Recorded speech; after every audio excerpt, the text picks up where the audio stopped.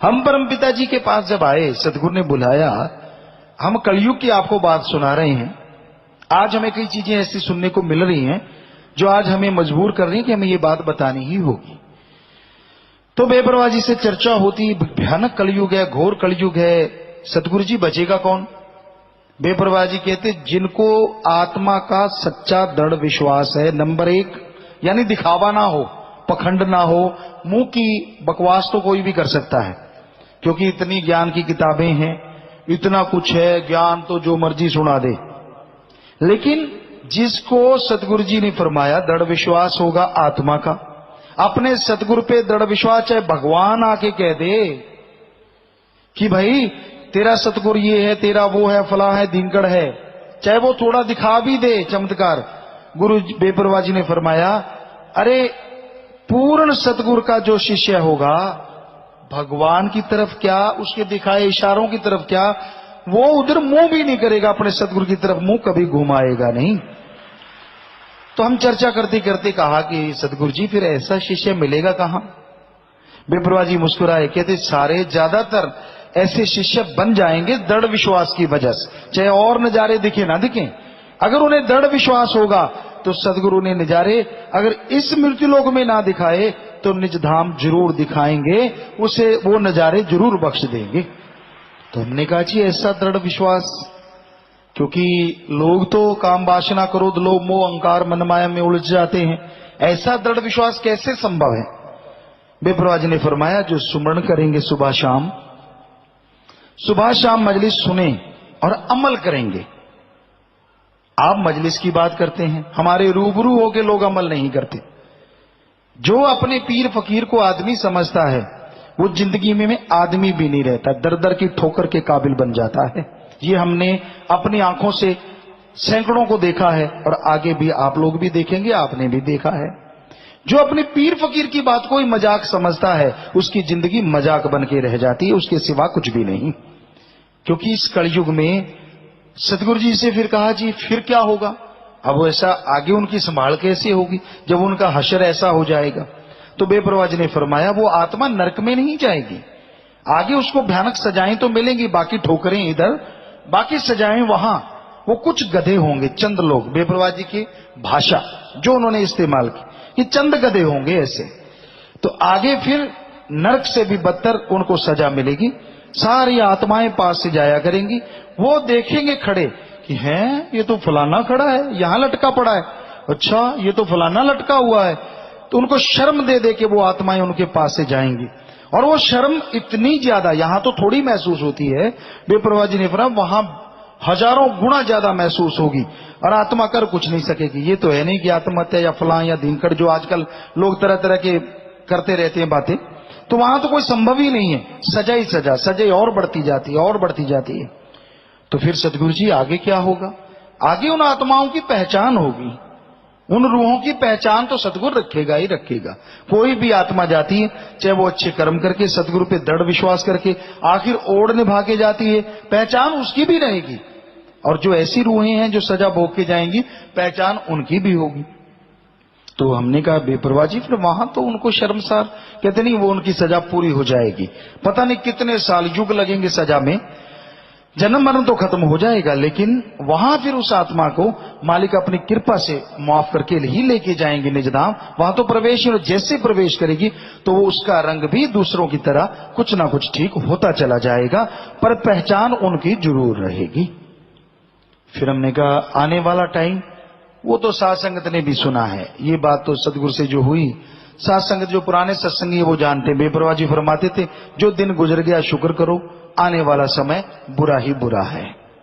हैरानी है, हैरानी हद से ज्यादा। सतगुरु ने किसी की नोटों से दाल लेनी है, चाहे तो धरती सोने की बना दे, अगर हमारा सतगुरु चाहे हीरे जवाहरात की बरसात करवा दे, अगर हमारा मौला चाहे।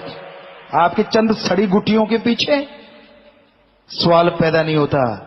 सतगुरु जी से प्यार के खजाने लुटाता उसे अजमाता भी है, पर पंजाबी जी कहावत है एक लगी तो ही गया पुत्ता जे दूजी तो लगी ही नहीं।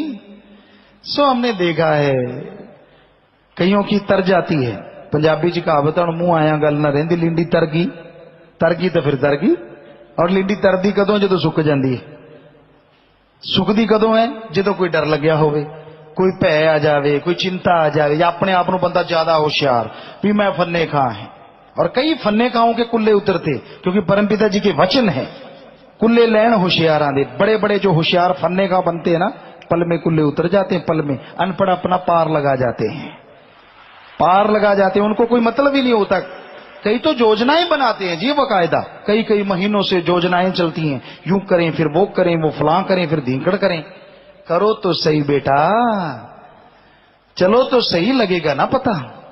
सो हमने साथ संगत जी किसी से क्या दाड़ लेनी है। हमारा सतगुरु मौला है, वो चाहे तो कुछ भी करवा दे, किसी से कोई आस नहीं रखते हम। बस इतनी जरूर मालिक से दुआ करते हैं, हे मालिक जिनकी बुद्धि पे पत्थर पड़ रहे हैं, जो अपने आप को शातिर समझ रहे हैं, हे सतगुरुदाता उनको एक बार प्यार से समझा दे। नहीं समझे तो फिर तुम अपने तरीके से समझा देना, पर उनको जरूर समझाना। हर इंसान जो मालिक से गुमराह होता है अपने आप को फन्ने का ही समझता है। वो गुरु को गुरु नहीं समझता। बोलने में जो मर्जी बड़े बड़े वो कहते हैं ना, सोले गाता रहे, मेरा सतगुरु जी, मेरा विश्वास जी, मैं फलाना जी, मैं धिंकड़ जी। कहने की बातें हैं, सतगुरु के सामने कोरा कागज होता आदमी। जैसे गिलास में पानी है, यहां नहीं नाटक चलते, शातराना चालें यहां नहीं कामयाब होती, यहां नहीं चल सकती। जितने मर्जी मकर कर लो, चिलित्र कर लो, वो सब जानता है, पल पल की खबर रखता है। उस मालिक से डरो। गुरु को चलो बंदा ही समझ लो, इतना ही काफी है कि चलो सतगुरु पीर फकीर कोई राय देते हैं, सलाह देते हैं। ज्यादा चालाकी करोगे ऐसा हशर होगा, ऐसा हशर होगा कि जितनी चालें आपने सोची हैं सारी की सारी उल्टी तो पड़ेंगी पड़ेंगी, और कोई मुंह नहीं लगाएगा। तो भाई ज्यादा चतर चलाक ना बना करो, अपने मन से लड़ा करो। मन के हाथों मजबूर होके शातराना चाले कम से कम एक फकीर के सामने तो ना चला करो। नाटकबाजी, ढोंग डकोसले, तरह तरह की चर्चाएं और करना वो जो मन के अंदर जज्बा है। तो यहां हम तो इसलिए हर किसी की परवाह करते हैं क्योंकि हमें दर्द है कि हर कोई उस मालिक अल्लाह वाहिगुरु राम की संतान है और उसको वापिस लेके जाना है। चाहे कुछ भी करे जतन, वापिस तुम्हें ले जाएंगे। ये वचन है सदगुरु मौला के। सो इसको कोई डर या भय या आपसे कोई झुकने की चीज मत समझो। सवाल पैदा नहीं। सदगुरु मौला ने दिया जो जला दिया, किसी तूफान की ताकत नहीं उसको यूं यूं भी हिला सके, यूं यूं। बड़ी चीजें तो दूर की बात है। सतगुरु के ये दृढ़ विश्वास अपने मौला पे, अपने सतगुरु पे। सो किसी के मन में यह घमंड हो, किसी के मन में ये हो कि मैं फला करूं, धिंकड़ करूं। वो कहा करते हैं कि वो मां मर गई, सो ज्यादा ना ही कहें तो अच्छा रहेगा। सो आज घोर कलयुग है, भयानक कलयुग। वाकई सतगुरु के वचन ज्यों के त्यों पूरे हो रहे हैं। बड़े बड़े फन्ने गांव की लिंडी सूख के तर रही है, पानी में ऊपर आ रही है। दिखने में लगता ना जी ये वो फला धिंकड़, बातें सुन लो उनसे, सारी दुनिया का ज्ञान है उनके पास, लेकिन अमल के नाम पे जीरो हैं।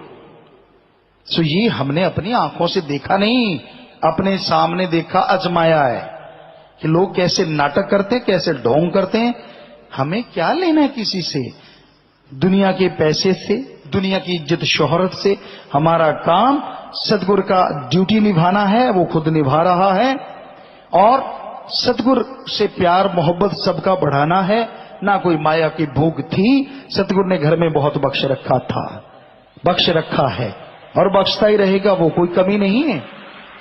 क्योंकि हमें तो जरूरत ही नहीं, हमने तो यही कपड़े पहनने। और साथ संगत जी अगर कोई भी कपड़े आप देखते हैं शूटिंग में पहने होते हैं और पहने होते हैं, मालिक गवाह है, सारे के सारे कपड़े आश्रम के ही काम आते हैं। एक नया पैसा हमारे उसमें से ना काम हमने लिया ना कभी आता है। साथ संगत वो ले जाती है, उनके घरों में खुशियां, और उसका जो भी कोई परमार्थ होता है वो यहां भी खुशियां। सवाल पैदा नहीं, सिर सिर की शर्त लगाते हैं, हम एक नया पैसा अपने पे लगाते हो, क्योंकि यहां निंदकों की कमी नहीं है। चलता चलता पैसा कब खोटा हो जाए। हम हजारों बार आपको समझाया करते हैं कि सिर्फ अगर अपना डाउट शक दूर करना है तो पीर फकीर से बात करो। अरे यहां फन्ने खा नन्ने खा है, बोलने में बहुत थोथा चना बाजे घना, हम कहते नहीं, पर सच ये है ऐसे लोगों का ना तो नूरी सुगरूप से कोई वास्ता होता है, ना उनका सुमरण चला होता है, दृढ़ विश्वास तब तक ही होता है जब तक सदगुरु दया मेर रहमत कर ले, वो भी पल में डगमगा जाता है। भगवान तो दूर की बात है, 4 बाल बच्चों से आदमी का मोग निकल जाती है। भगवान आके कह दे कि ये काम है, फिर तो पता नहीं क्या हाल होगा।